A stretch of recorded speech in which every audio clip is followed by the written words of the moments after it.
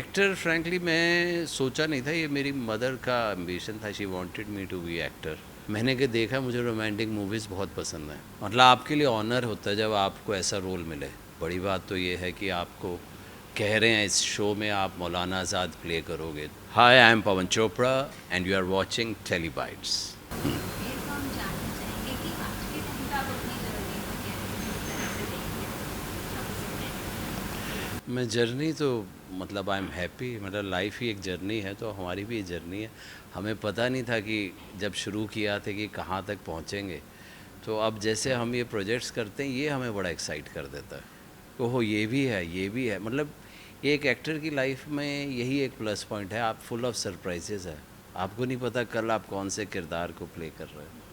तो जर्नी बहुत इंटरेस्टिंग रही है। It's I have been working non stop since 2000, so I am happy with it. तो second जानना चाहेंगे कि अभी क्या कुछ करियर प्लान्स हैं आपके?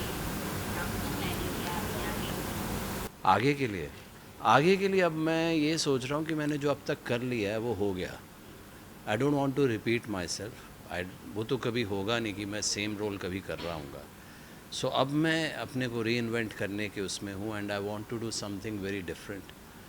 क्योंकि हम लोग ट्रेंड आर्टिस्ट हैं, हम लोगों ने काम कर लिया है, बहुत तरह तरह के किरदार कर लिए हैं। अब हमें कुछ ऐसा करना है जो हम अपने आप को भी सरप्राइज़ कर सकें। वेरी चैलेंजिंग वर्क जिसके लिए हम अब रेडी हो गए हैं। मेरा ख्याल है कई टाइम लगता है।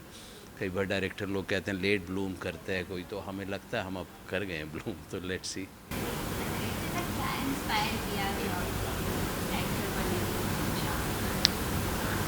एक्टर फ्रैंकली मैं सोचा नहीं था, ये मेरी मदर का एम्बिशन था। She wanted me to be actor.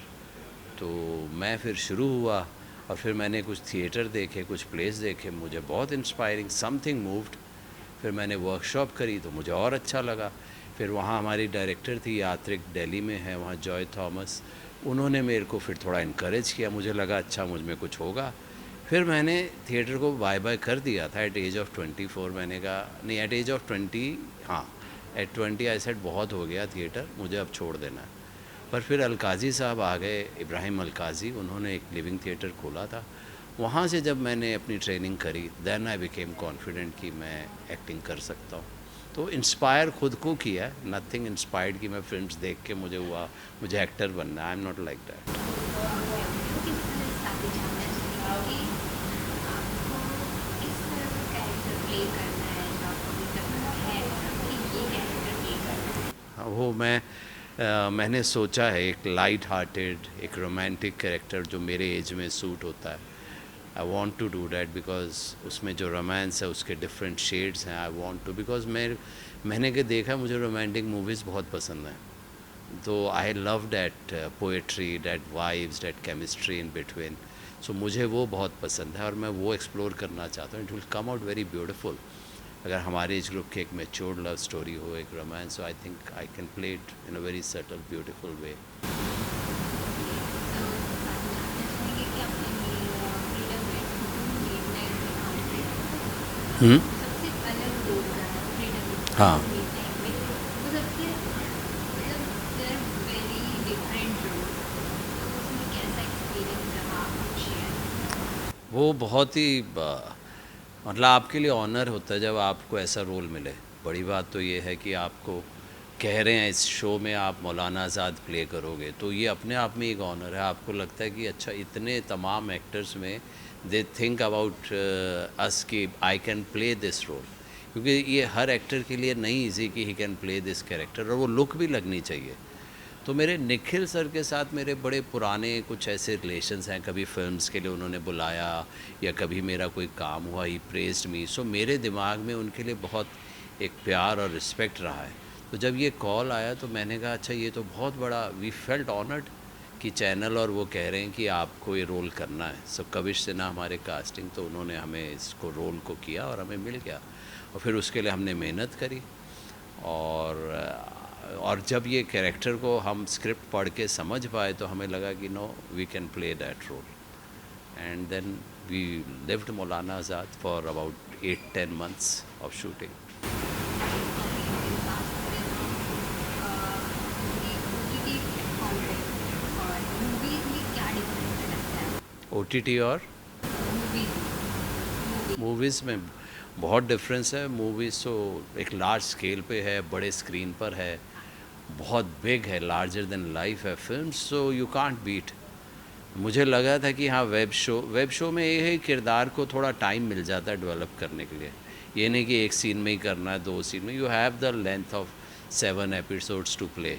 Film में जो भी सीन कर रहे हो, that is the most important scene of the film. That can be the turning point of the film. So you have to be really very focused films में, बिकॉज वहाँ जो दिख रहा है वो अलग लेवल पे है। उसका क्रिएटिव, उसका जॉनर, उसका देखने का ढंग बहुत बिग है, बिग स्केल पे है। तो it is nothing can beat. Films are always my love. That is हर जगह जब फिल्म की है उसने ज़्यादा इम्प्रेशन छोड़ा है लोगों पे। आप ये जानना चाहेंगे कि आपका जो बॉन्ड कैसा शेयर करते हैं आप किसी भी एक्टर के साथ आप काम करते हैं? ओ हाँ, ये ज़रा ट्रिकी है, क्योंकि मुझे ऐसा लगता है अब शूटिंग पे जाते हो ना, बिग बॉस का घर है। अब आपको सबके साथ बना के रखना है, नहीं भी कोई पसंद, ट्यूनिंग सबके साथ करनी हुई, काम करना है। तो मैंने तो अब ये ढूंढ लिया कि अपने जो लाइक माइंडेड लोग हैं उनके साथ आई मेक माई ग्रुप, क्योंकि मुझे खुद हैप्पी रहना। I don't want to make anyone else happy. तो वो ग्रुप में we work and support each other, और एक दूसरे को इनकरेज करते रहते हैं और अपने काम पे फोकस करते हैं। So but you have to be good with everyone. सबके साथ आपको पसंद आए या ना आए, पर एक फैमिली हो जाती है उस टाइम, बहुत बॉन्डिंग्स हो जाती हैं। और कई बार वो फ्रेंडशिप आगे भी कंटिन्यू रहती है, कई बार वो प्रोजेक्ट तक ख़त्म हो जाता है। कोई अपकमिंग प्रोजेक्ट है आपका? मेरा एक प्रोजेक्ट है which I am very excited. मैंने पिछले साल से वो शूटिंग कर रहा हूँ। That is a Telugu film, क्योंकि मैंने एक पहले सीतारमम की थी, that was my debut. Now I have got this Telugu which is got very big role I have that.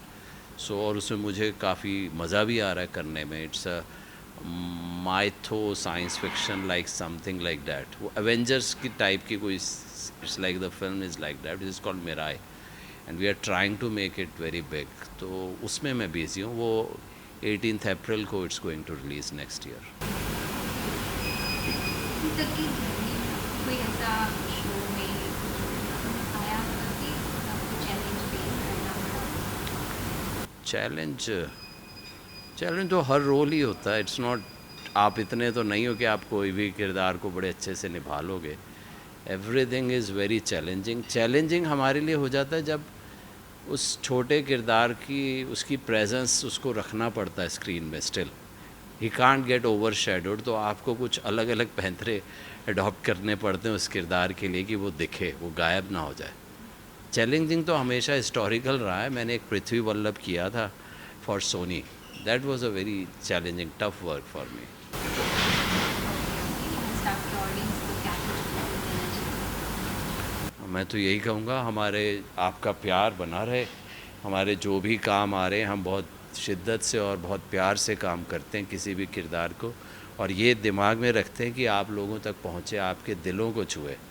तो हम उतना ही कोशिश, हमारा जब भी कोई काम करते हैं, हम कोशिश रहती है कि आपको छुए वो कहीं। आप देख रहे हैं तो आप उसके साथ रिलेट कर पाएँ। तो अभी फ्रीडम एट मिडनाइट है।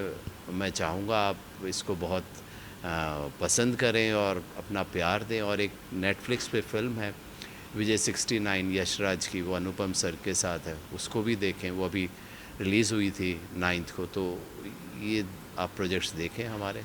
For top serials on sets to personal interviews and fun segments with actors, subscribe to Telebytes right away.